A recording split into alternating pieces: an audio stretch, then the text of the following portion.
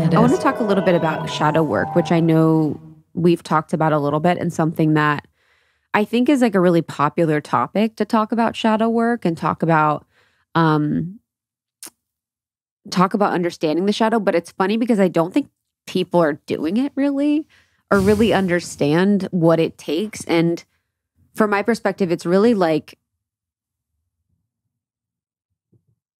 I see the collective shadow as like loving the most disgusting, hateful person that you can think of. It's like, if we think about in the collective, that person that absolutely has all the qualities that we think are bad, like how can you use your guide for what you think are bad, whether it's morally or whatever, to be like, oh, that is the shadow of, or an opportunity for me to love? Because I think if we're all one, then we can see those aspects of other as ways to separate ourselves and ways to stay like apart from people. But what do you guys usually like do for shadow work, or how do you see shadow work as a part of your life?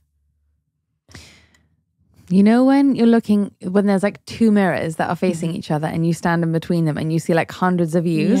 Yes. That's how I think about shadow work. I think of like, if I'm the only person in this whole illusion, this whole game, which I very well could be, I couldn't prove it. All that matters is, the only thing I can prove is my own experience.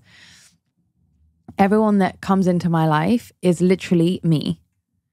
So every time I catch myself having a negative thought, I literally envisage them being one of the me's in those mirrors. Wow. And I'm like, whoa, this person, how can I, and by the way, I can only benefit from seeing the similarity, right? Like, it's not a place of shame at all. Like, it's an actual help for myself. So I don't do it by thinking I'm bad. But if I catch myself saying, oh, that person is loud or whatever, I'm just giving an example, like they're loud in their career.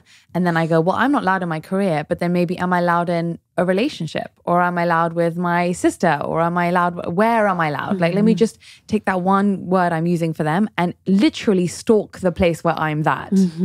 And there's such freedom when you can say, like, we're all every human quality, just in different mixes and experiences. So how liberating to be able to see something which you didn't see in yourself before. That's how the universe helps you see, right? So I love that. Me too. What about you, Jay? Yeah, I deeply believe that we're all one. I had this vision last night. I remembered it when you started talking. As I was falling asleep, you know, I get, well, we all, you know, in between the state of being awake and being asleep, the visions that come are wild.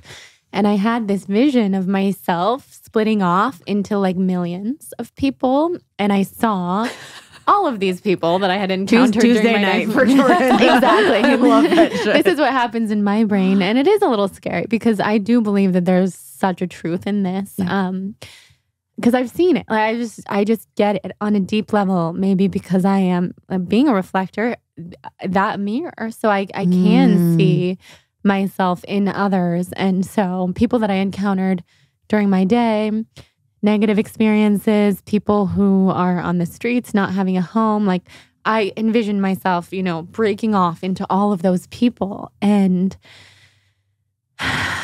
yeah, just being aware of that is huge. And that just makes you such a kinder person in general. And going to that place inside of you where we can't answer all those questions. Why do we have this blessed life? We're here in this beautiful life with all these incredible people and things around us. And why do other people not have that? I think going into the shadow of that has been huge for me. And it makes it impossible to not be so thankful to just be this person in this body. And it makes all of my problems, the physical pain, feeling like a 95-year-old physically, feel like nothing. It's like, because I'm surrounded by love. And yeah, I don't have a specific practice really for shadow work, which is interesting. I feel like a lot of people do. I've tried all the things, but I think just keeping that quality in mind, knowing we're not superior to anyone else whatsoever. I think, or inferior to anyone else too. I think too, like the 2 years of your sickness was like shadow work. Yeah. You know, so it's also too like having a seasonality with it. And I think it's important within spirituality to not get stuck in any of these places. Yeah. Not to be stuck in like identifying as different traumas or shadow work, or not stuck in human design, or not stuck in astrology, not stuck on aliens, not stuck on whatever the things, and really just like allowing the process of life to really be more life and less about the identification of processes or really being stuck on processes. And that's something I wanted to explore a little bit, because in the spirituality space or personal growth space or wellness space that we're in, it can be really overwhelming for people to have all the things, all the books, all the quotes, all the labels, all the different processes, all the different courses and programs. How do you suggest for people to like navigate this space and to really find the route that's the best for them by not being overwhelmed? It is overwhelming, that's for sure. I've seen people talking about this lately, how some people are getting jaded with spirituality in general because it's been so branded. And that makes me sad, because I remember... It's also not spirituality. Well, it's not. You're like, well... I remember stumbling upon the spiritual world, quote unquote, like 10 years ago, wandering into a Mystic Journey bookstore. And it wasn't an industry yet, not like this. I mean, there were books. There were always people who were doing things and healers, but it's different now. So I get why people are overwhelmed, and I think that's a really good question. I don't know, what would you say? I think the first thing that, if you're trying to like filter things out, I think the most important thing is to connect to the intention of the person that's giving the information. Because I really, really think that if you go to a great human design person or a great healer or a great astrologer, like if they're really out of their own way and they're really like connecting to giving you what they want to be giving, what they're supposed to be giving you, and with the highest intentions, they're all going to kind of give you a similar advice, or it's all going to kind of get you to the same place. So I think connecting to the person that's behind it and what you think their intentions are. And second, not doing it because everyone else is doing it, not because it's the in thing. It sounds like an obvious thing, but I think we all do it. And also not necessarily making yourself do it because it's yet another notch that you think is going to get you on your...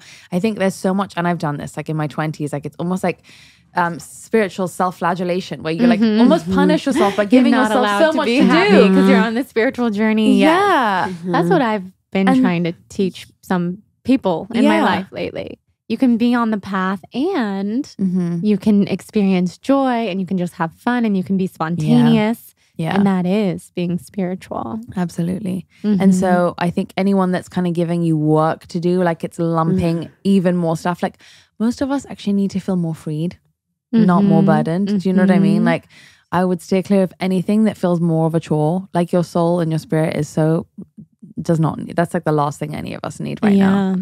And to find people who tell us that we are in the power and we are the healer. Anyone who really, I think, shares that you need them in order to be healed, I personally would not feel comfortable with.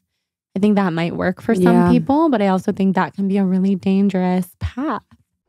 Thank you so much for tuning in to Morning Microdose by Almost 30. We hope you enjoyed waking up. As always, we encourage you to take what resonates and leave the rest. If you enjoyed this trip, tune into the full episode on the Almost 30 podcast. All episode information can be found in the show notes. Make sure to subscribe, and if this becomes a part of your morning routine, be sure to share it with a friend. We have new inspiring doses Monday through Friday. Follow us on Instagram at Morning Microdose, and follow Almost 30 at Almost 30 Podcast. Thanks for listening. We'll see you in the vortex.